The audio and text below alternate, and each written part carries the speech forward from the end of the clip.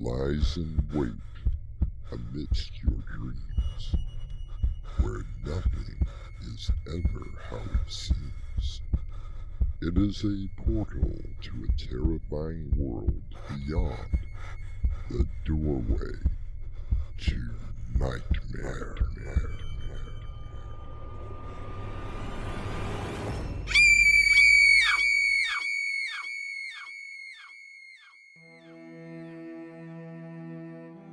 Come in. Welcome.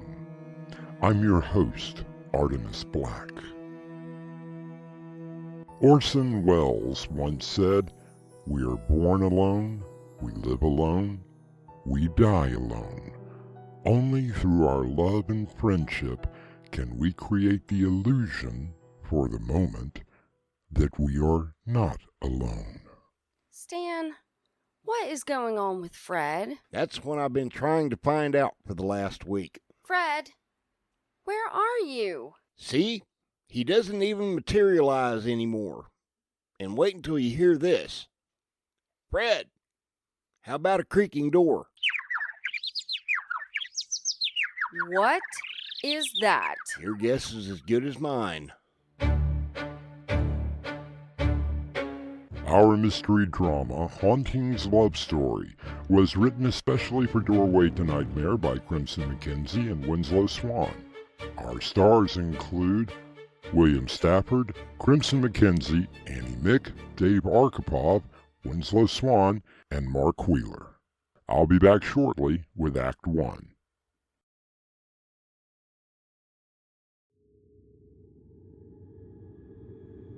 Meet Jerry Connors, family man, businessman, psychopathic killer. The Convincer by Winslow Swan. Now available on Amazon. Jerry Connors. He can convince you to do anything, even die.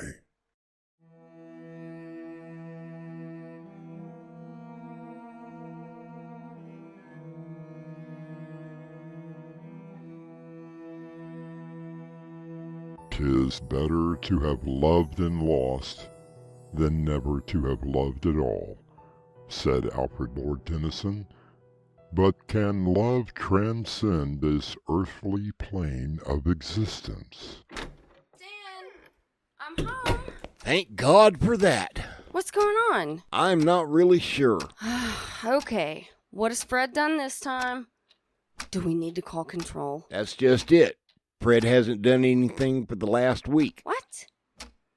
Something has got to be wrong. Maybe he's just resting.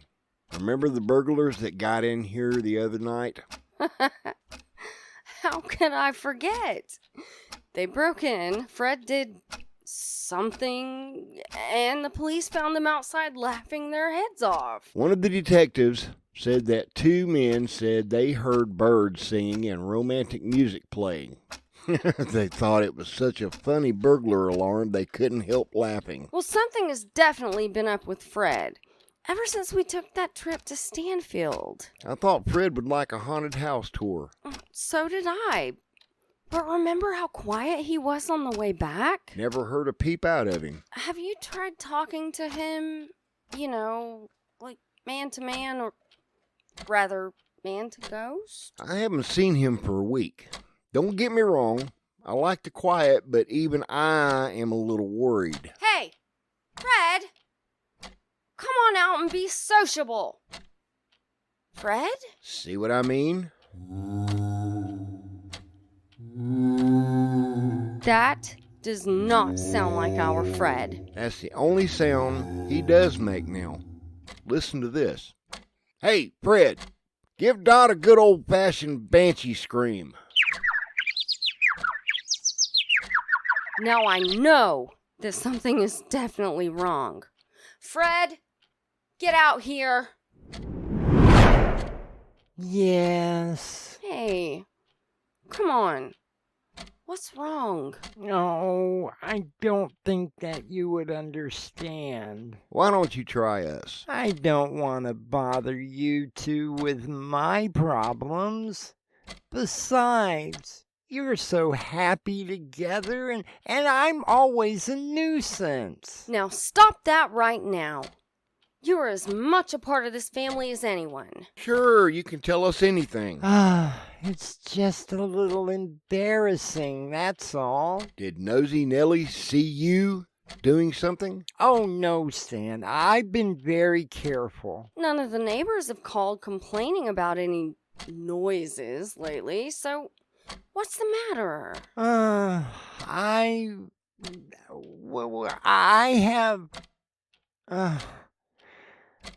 have fallen in love.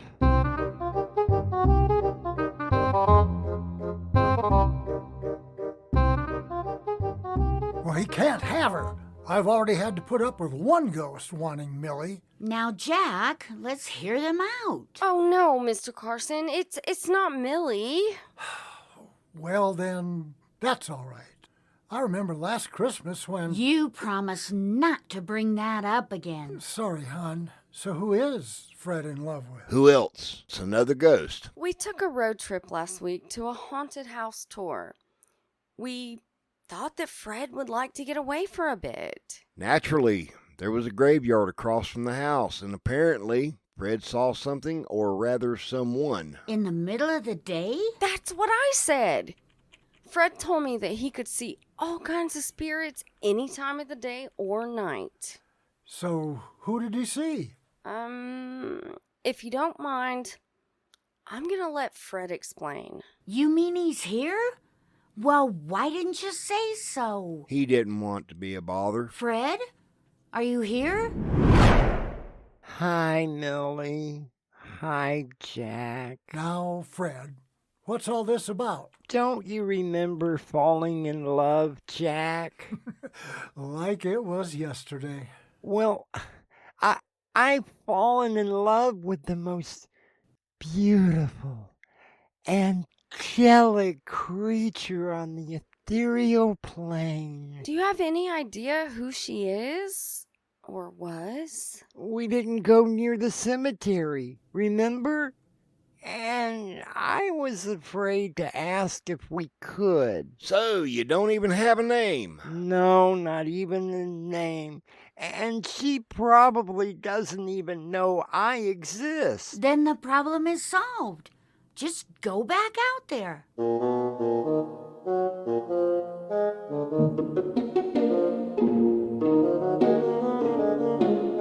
Falling in love at first sight is a rather rare feeling, but I like to believe that it actually does happen. But for a ghost? I'll be back shortly with Act 2. The only witness to her murder cannot speak. Until now. Click A Tale of Revenge by Winslow Swan. Now available on Amazon. Revenge is a dish best served cold.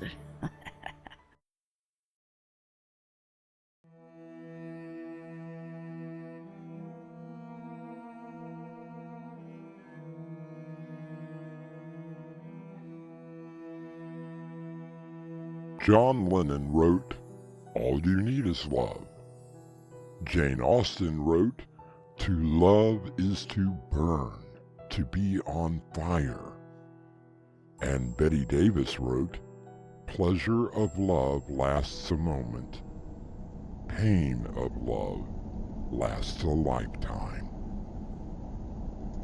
Are we there yet? You've been asking that every 5 minutes. No, Fred, not yet. No, I'm sorry. I'm just a little anxious. Are we there yet?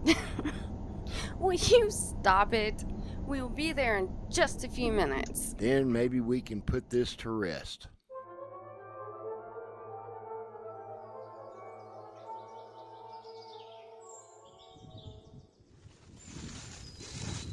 Do you remember where you saw her? Well, I'm not really sure. I think it was over there. By that angel statue? We were across the street at the house, so I'm not really sure where. Dot, Yes, Stan. I hear that. Fred, is that her? I think so. Wait! There she is! Fred, it's daytime. We can't see her. Wait! Don't go! Fred, what's going on? She's going into that crypt over there. Let's go take a look. Peggy Ann Snow, born October 13th, 1924. Died December 13, 1944. Oh, how sad. She was only 20 years of age. Well, Fred, why don't you introduce yourself? Do you think I should? Of course you should. I wouldn't know what to say. Hello, for a start. Just tell her who you are and that you saw her last week. But don't be creepy about it. Well, okay. Hello? Are you there?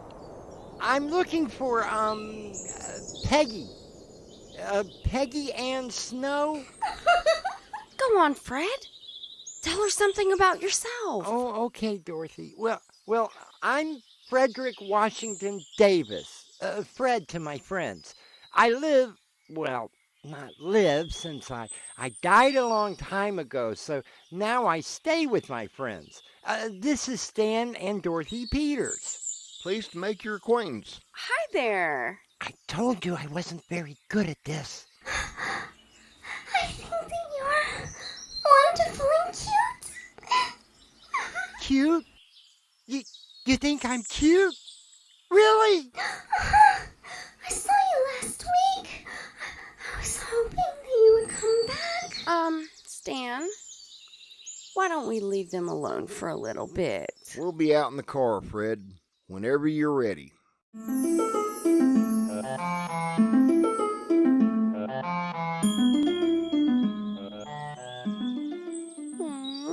Isn't it romantic? It's definitely different. Our little ghost has a girlfriend. Dorothy, did you think I was cute when we first met? Of course not, Stan.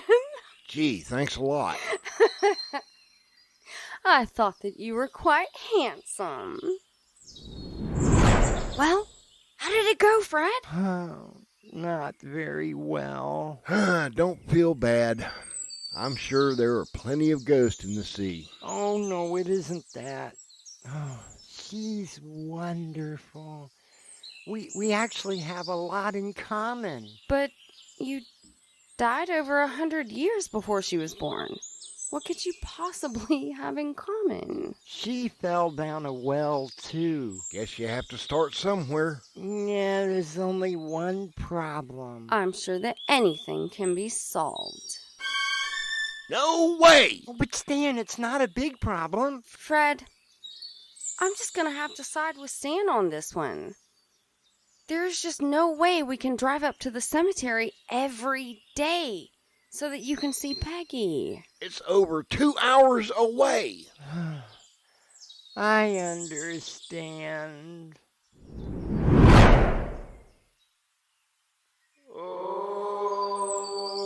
Great. Now we have a lovesick ghost to deal with. Maybe there is something that we can do. Do you have a suggestion? Wait, don't answer that. Why not? Because whatever it is, I'm not going to like it. You just let me make one phone call to Control.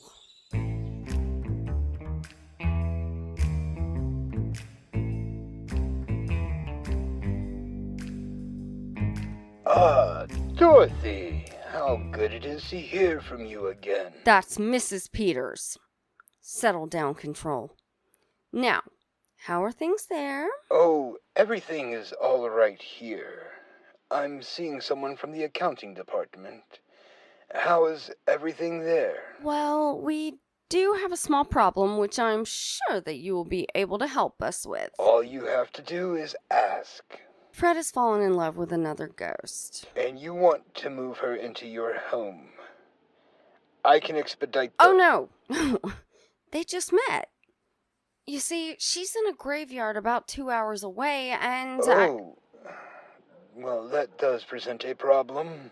What do you mean? If she is in sanctified ground, then she cannot be transferred. The rules are very specific about that. That is gonna kill Fred. That would be a neat trick, as I cannot understand how he could be even more dead. Oh, you know what I mean. Do you know the name of the cemetery and the soul in question? It's Morningside, about 2 hours away from us, and her name is Peggy Ann Snow. Well, let me see. I think that I may have a solution to this little quandary. Dorothy smiles as she listens to the solution that Control has come up with. But as he continues, she begins to worry.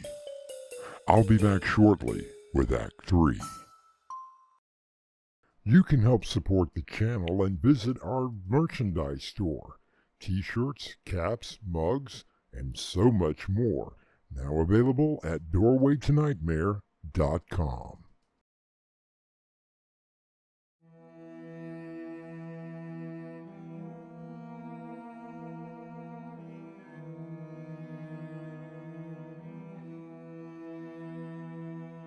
Dorothy Peters has just received information from Control about our lovelorn ghost, Fred. She is now in the living room talking with her husband Stan and Fred. I can see the look on his face even now. It's not funny, Stan. But do you think they will do it? I don't know, Stan. What do you think? Now, wait a minute.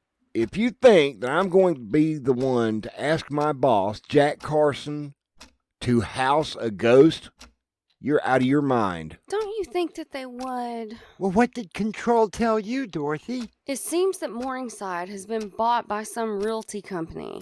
They're having to move all of the graves to a new location. And where will that be? 2 streets down from the Carsons? Well, at least she will be closer. But that's not the best part. Since they're moving the entire graveyard, she will be pulled from the sanctified ground and for a brief period can be considered a roving spirit. Which means that she is eligible to be transferred. Oh, Stan, please. No, I'm not going to ask. Stanley Peters, you should be ashamed of yourself. Me? You have a chance to help out our wonderful ghost who has been so great and ran off burglars and Destroyed the kitchen, got Millie drunk, and wild parties. that's beside the point. I'll ask them, but you are going to be there too.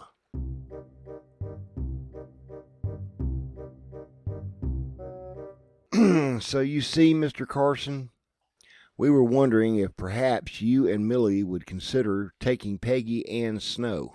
Oh, it is so nice to see 2 people in love. Millie, they are ghosts. Which makes it even more wonderful. We don't even know this Peggy. Oh, well, she is the most wonderful, gentle, free spirit. Your opinion doesn't count, Fred.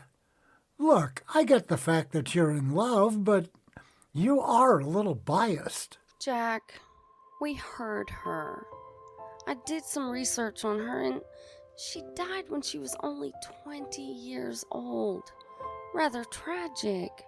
She never married or even had a boyfriend. Fred really is her first love. That is the most beautiful thing I have ever heard. Millie, you're not thinking. And Fred can come over any time to see her. Or she could come over to our place. Jack, do you get the feeling that we are being overruled? Stan, as soon as we said I do, our vote never counted again. So, will you take her in? It will be an honor. Fred, she's not like a banshee or vampire or anything like that. Oh, no, Jack, nothing like that. Just your ordinary, run-of-the-mill ghost. Like me. Fred, there is no one like you. You will be happy to know that Peggy Ann Snow did transfer to the Carsons, and her and Fred see each other as often as possible. I'll be back shortly with a final word. Hey guys, this is Crimson. And this is Swan. And we'd love to know what you think of the stories. Even if it's bad. So leave us a comment. Or give us a thumbs up. Thank you.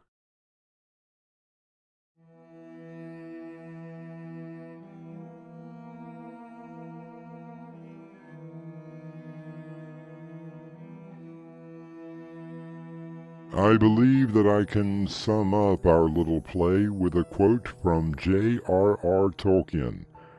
I would rather spend one lifetime with you than face all the ages of this world alone. Our cast included William Stafford, Crimson McKenzie, Dave Arkipov, Annie Mick, Mark Wheeler, and Winslow Swan. The play was written and edited by Crimson McKenzie and Winslow Swan, and directed by Winslow Swan. This is your host, Artemis Black, inviting you to return with us through the doorway to nightmare for another adventure into the world of your terrifying imagination. Until next time, slumber peacefully.